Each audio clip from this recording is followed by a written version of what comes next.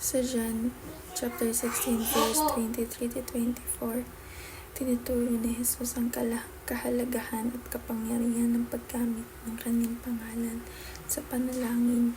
Sinabi niya na darating ang panahon na ang kanyang mga alagad ay hindi magtatanong sa kanya ng anuman, sapagkat anuman ang kanilang hilingin sa Ama, sa pangalan ni Jesus ay ibibigay sa kanila. Ipapahayag dito na ang pangalan ni Kristo ay may spiritual na otoridad na kinikilala ng Ama. Binibigyang diin ni Jesus na hanggang sa oras na iyon, hindi pa sila humihingi sa pangalan niya.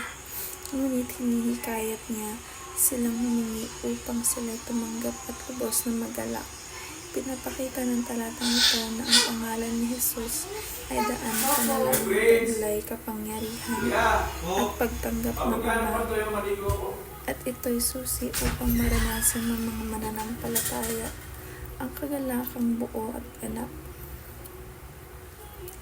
Ang pangalan ni Jesus ay hindi lamang simbolo ng kanyang pagkatao, kundi taglay nito ang kapangyarihang mula sa Diyos.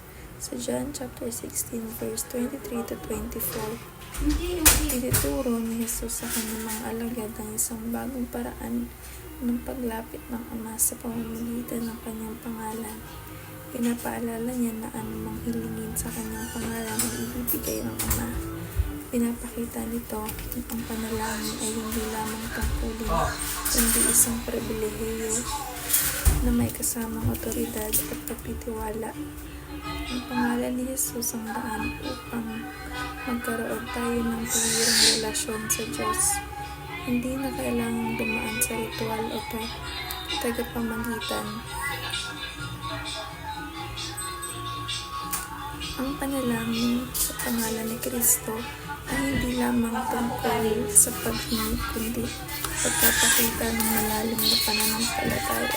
Sinasabi ni Jesus, humingi kayo at kayo tatanggap upang malubos ang inyong Sino pa kabalakan. nagpainit? Nakaupo nga naman yung saksakan. Ipinahiwatig nito, Kanina pa to. ang Diyos ay handang tumugon sa ating mga panalangin, hindi lang upang masagot ang ating pangangailangan, kundi upang maranasan natin Bakit yung mga kakanina?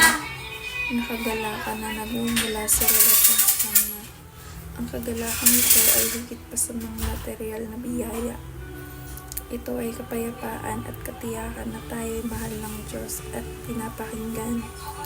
Sa Philippians chapter 2 verse 9 to 11, makikita rin ang kadakilaan ng pangalan ni Jesus. Ang bawat tuhod ay luluhod at bawat dila ay magpapahayag na siya ang Panginoon. Ito ay nagpapatunay na sa pangalan ni Jesus may taglay na kapangyarihan para sa kagalingan at kaligtasan.